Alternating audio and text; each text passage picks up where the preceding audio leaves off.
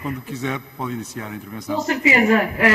Queria, em primeiro lugar, cumprimentá-la a si, Sr. Presidente, a todos os senhores deputados e, em particular, à Sra. Ministra da Administração Pública e da Modernização Administrativa, que se junta aqui, e dar apenas uma explicação. Eu não estava aqui logo no início, porque estava numa outra comissão a discutir um assunto relacionado com o Porto, que é o meu círculo eleitoral, mas fiz questão de estar nesta audiência porque eu creio que nem sempre acontece, mas em todas as audições há uma voz discordante e eu creio que nesta serei eu.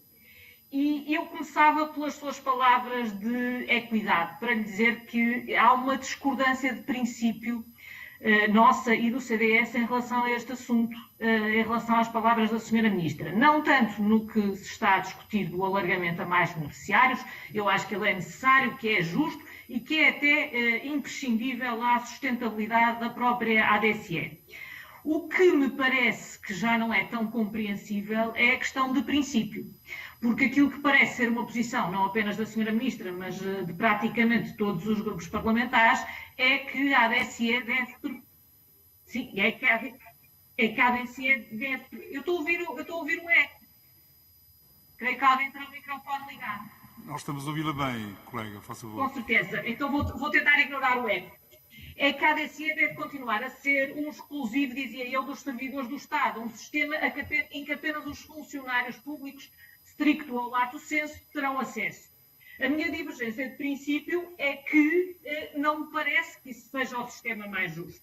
Ao contrário do SNS, a que todos os cidadãos têm acesso, na ADSE não acontece que todos os cidadãos possam ter acesso. É um subsistema de saúde a que apenas alguns cidadãos têm acesso mediante um desconto do seu salário.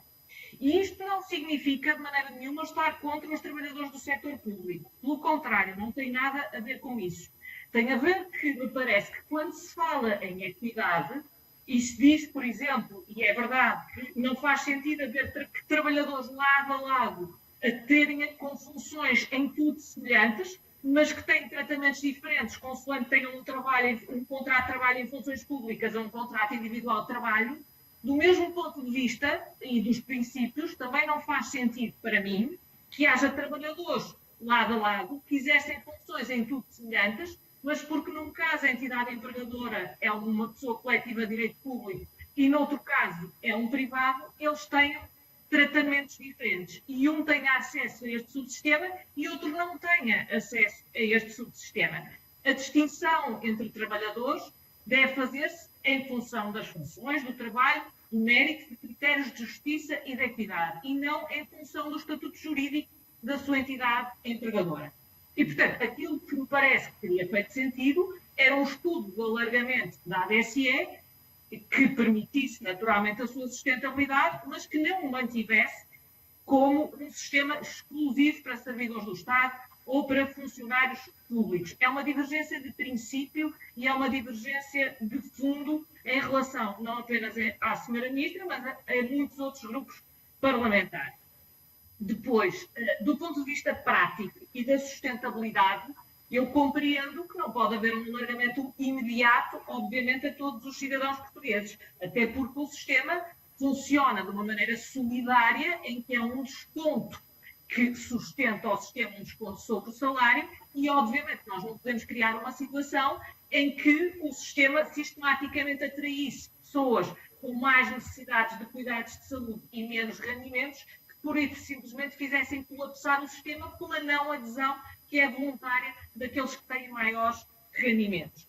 Agora, a minha pergunta de fundo, e que gostava de lhe deixar, era exatamente isto. É que, para além do estudo que fez, e eu percebi a complexidade das questões que colocou, porque é verdade que elas são complexas, sobretudo em trabalhadores, no caso das concessões de serviços públicos, que são temporárias, e, portanto, os trabalhadores, digamos assim, o estatuto jurídico dos seus empregadores é sujeito a alterações. O que eu pergunto é sobre algum estudo de sustentabilidade que incluísse o alargamento a outros setores da população e a outros cidadãos portugueses, em função de critérios que não tenham a ver com a natureza jurídica da sua entidade empregadora, ou seja, que não tenham a ver com o facto de eles trabalharem para o público ou para o privado, e tenham a ver com outras características. Isto é aquilo a que vários senhores deputados se referem como ao desvirtuar o sistema.